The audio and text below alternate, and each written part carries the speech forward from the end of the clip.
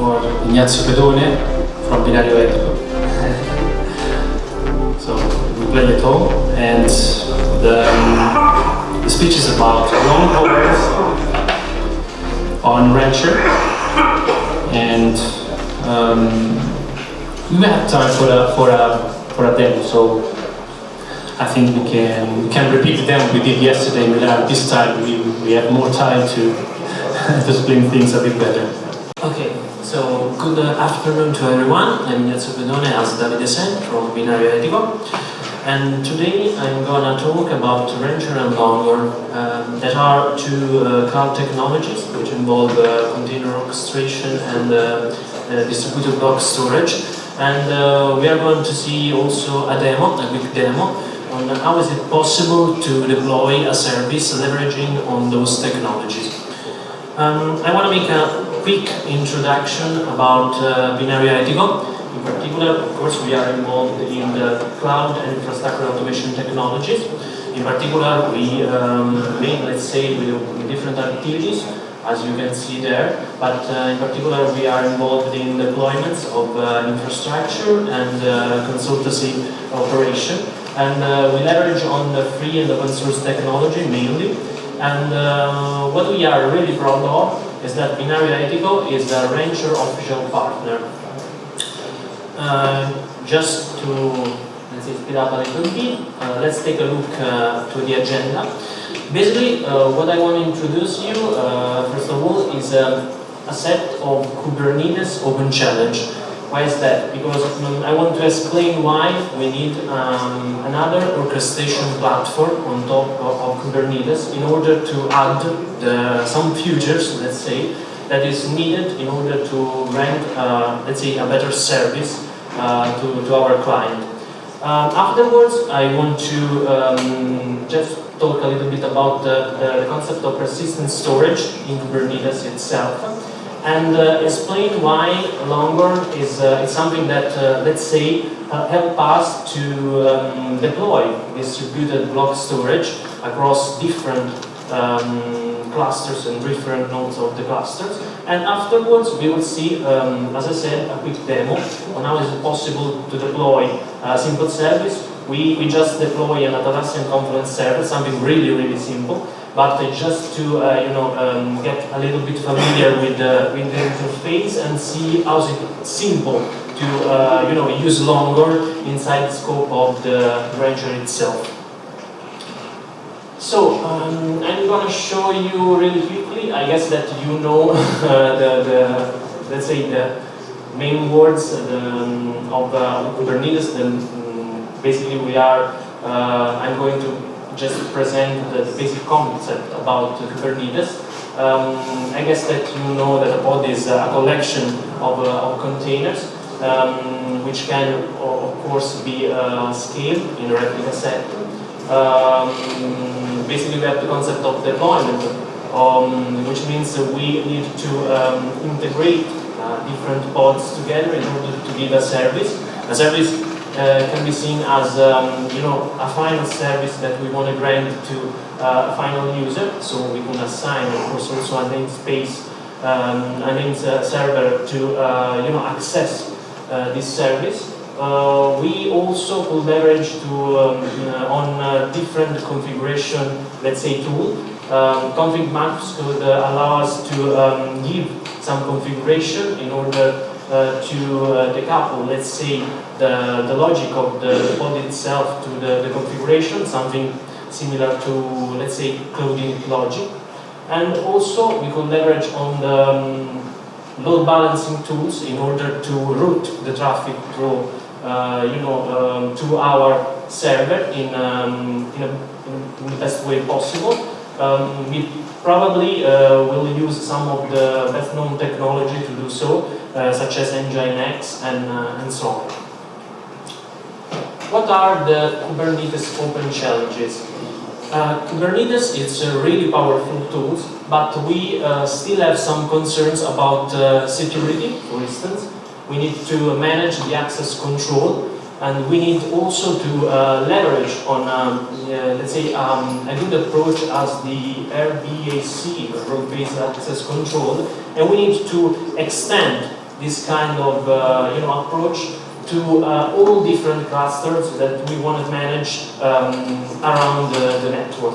So that's something that with the help of let's say an orchestration platform on top of Kubernetes we can do way better than Kubernetes does itself. And also we want to have this highly availability. That's basically is something that we need to assure two of the most important, let's say, property of the cloud computing, which is the consistencies and the availability itself of data.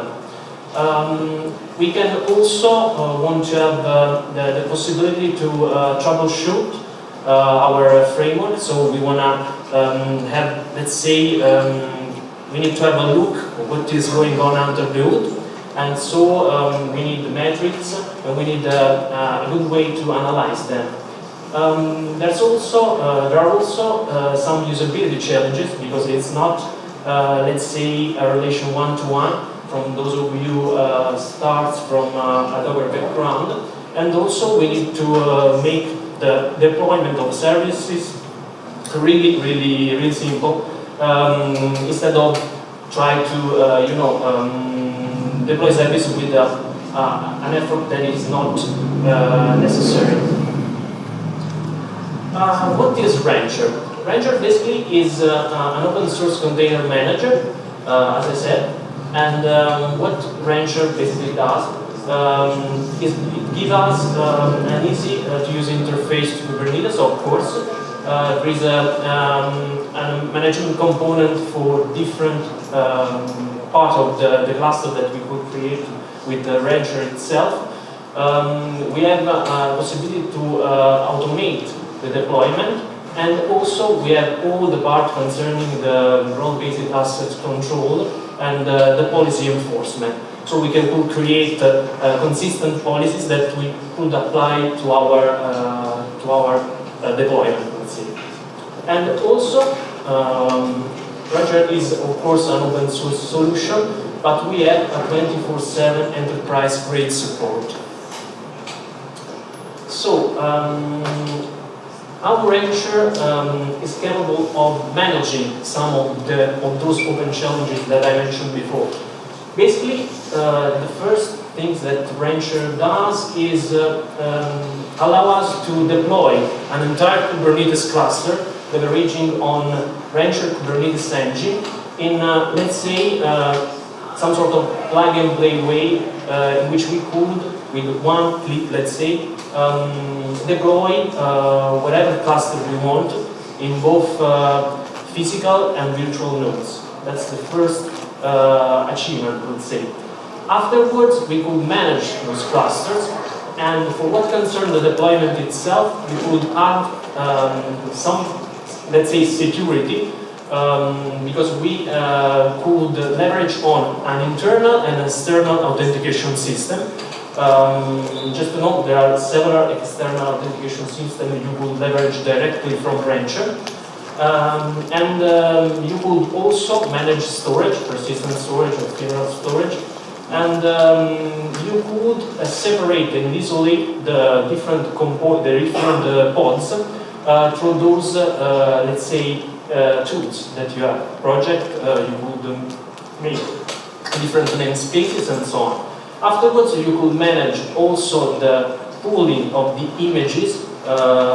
For instance, you could have a repository to pull your images, starting from the most simple one, such as Docker Hub or whatever you want. You would also manage through Rancher your CI/CD pipeline and those kind of stuff. And also, of course, you could, let's say, manage Rancher itself and your clusters through the CLI, the API, and kubectl. Let's talk a little bit about persistent storage. We will do it in two different ways, let's say two different temporal ways. Before the introduction of storage class, we have a situation like this. In order to provide a persistent volume, a system administrator should perform this operation directly. And afterwards, when I start a pod and require a volume, I have to make the persistent volume claims in order to attach my volume, my virtual volume, to the persistent volume. After the introduction of storage class, which is, let's say, a collection of information starting from the provisioner, which is basically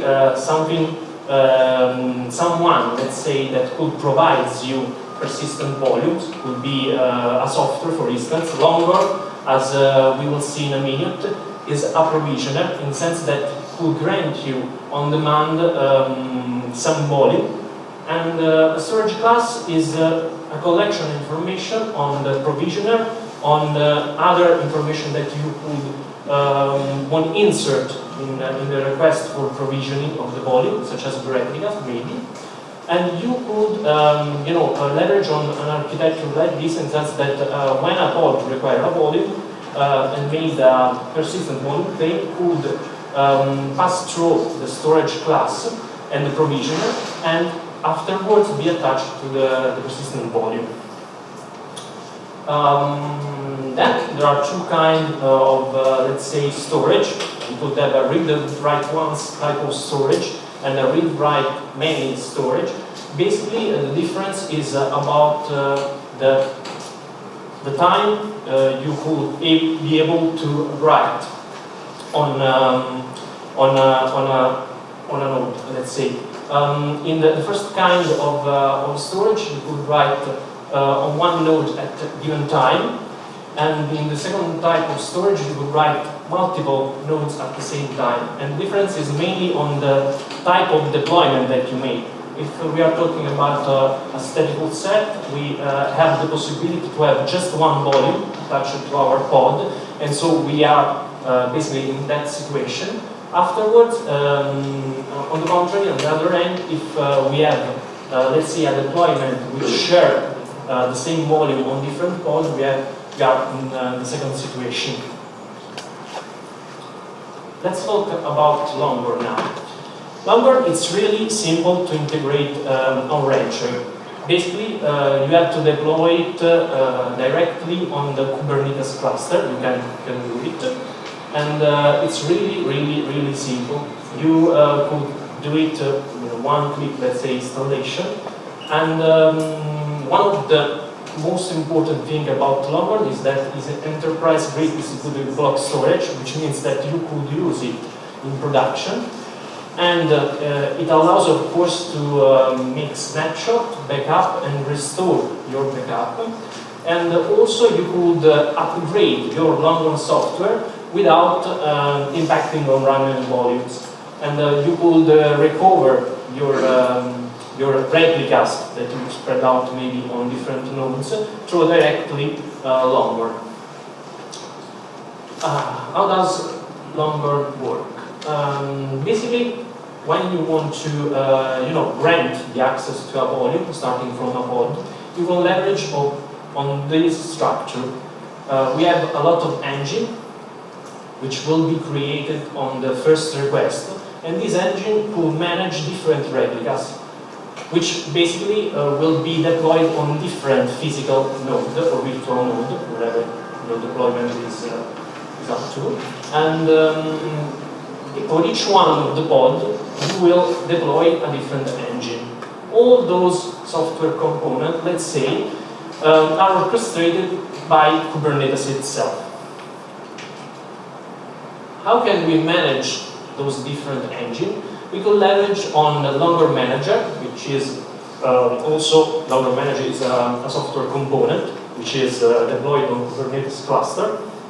And we have two ways to see it, because we could leverage on Kubernetes API, since we deploy Longhorn on Kubernetes, in order to provide, let's say, different engine and so different management system for each one of the pod. But we could also use Kubernetes cluster itself as a tool to instruct Longhorn to create new volumes and attach those volumes to the new pods that Kubernetes itself creates. We will do it through Rancher without using directly Kubernetes, but it's still valid, this architecture. Now, we'll see if we manage to do the demo, because yesterday we had some problem about the resolution. I guess that something will be better, but I'm not sure. Let's see. Okay. Basically, as I told you, we want to just deploy a simple server, a Confluent server. And first of all, we want to create a new project. Now, you will see just a bunch of information about the cluster. We will deploy the first test bed on a local cluster on 3 nodes with Rancher in high availability. So now, just for a few seconds, you will see the part about the monitoring and the metrics. We basically have some information about the nodes of the cluster, but is not relevant now. What we will do is add a new project. Okay. Now we have different projects present on the cluster. Here there is a button that you cannot see, but new project button. Basically, we are adding a new project. When you add a project, you have the possibility to, let's say, constrain the resources that you want to allocate to that project. You could, declare a CPU limit or a memory limit. And for each one of the projects, you could create inside the project itself the different new namespaces. And each one of the namespaces that you create could be also constrained with some limits. Now we will create the namespace for Confluent server. We will add some information.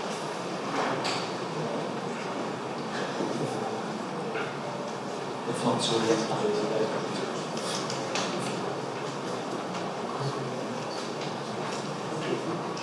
Okay.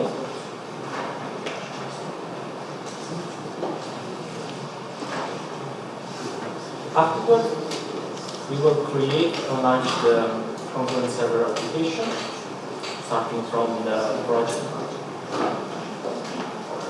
So we're going to deploy.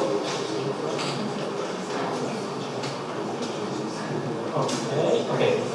Now we could insert some information about the workload that we want to deploy. Of course, the name, the number of replicas that we want in our deployment. We could insert the image that we want to pull from one of the registers that we have previously registered in our system.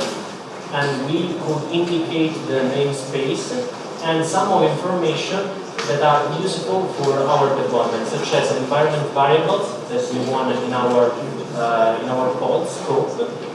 We could add some information about node scheduling. We could also insert some information about health check and also the policy of scaling, let's say, of those pods. In this case, we want to create, let's say, a port mapping from the local port of the container itself to the port of the node. That's a TCP protocol.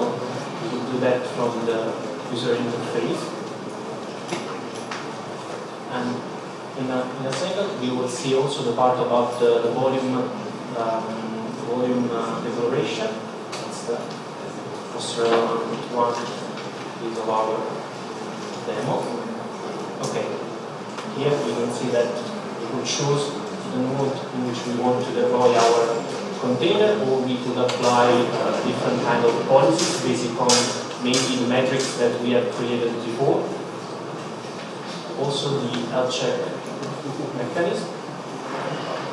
And that's interesting about the volumes. Here you cannot see, but we could add a persistent volume. In a second, we will show you. Okay. Here it's really important because we have previously added Longhorn as a class storage in Rancher, and now just to add a persistent storage which is replicated on 3 different nodes, we could just add this persistent volume here. We could select the Longhorn storage class, and we could indicate the capacity of the volumes. And also we would also insert out other information and directly create the volume leveraging on Longhorn. We have just to add the mount point of the volume in the container, and basically that's it. Afterwards, as we can see, Rancher will contact Longhorn through the user interface as I showed you before, and it will say, it will ask Longhorn to build exactly the volume, and Longhorn will start to replicate that volume on the different nodes. In a second, you will see also Longhorn dashboard. We have, as I told you, the scaling policy here. When a container dies, you will establish what you want to do. Okay.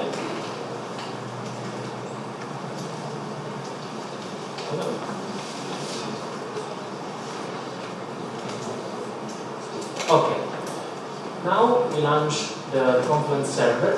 What we can do now is attach, let's say, and add a symbolic name through the load balancer, because in an HR cluster or Rancher, we have also a node which is in charge of load balancing. In our case, is Nginx, and we could directly from the interface, as you can see in a minute, add a symbolic name to the service and use the service when it will be ready. Okay, that one is the Longhorn dashboard.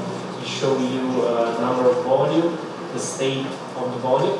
Those volumes are previous volumes deployed in the cluster that basically are in inconsistent state because one of the replica is basically in the rebuilding state. But if you wait a second,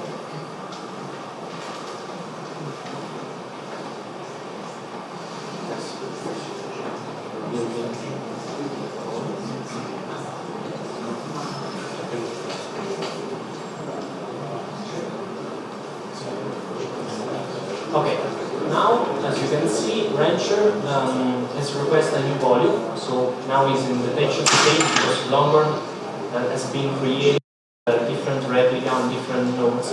Afterwards, he will attach the replica to Longhorn, and we could see the service that will start. Now we quickly attach the, let's say, the symbolic name, the name server, in order to reach the service and route the packets. Just adding the name in the Ignazio panel. We could see after we declare the name, we could indicate, let's say, the service that has to be attached to this name. We could also indicate the domain, of course. And afterwards, just to see that everything is working. Meanwhile, the container has been deployed.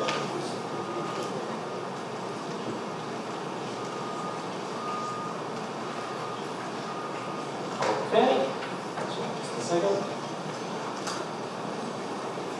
Let's see the ingress.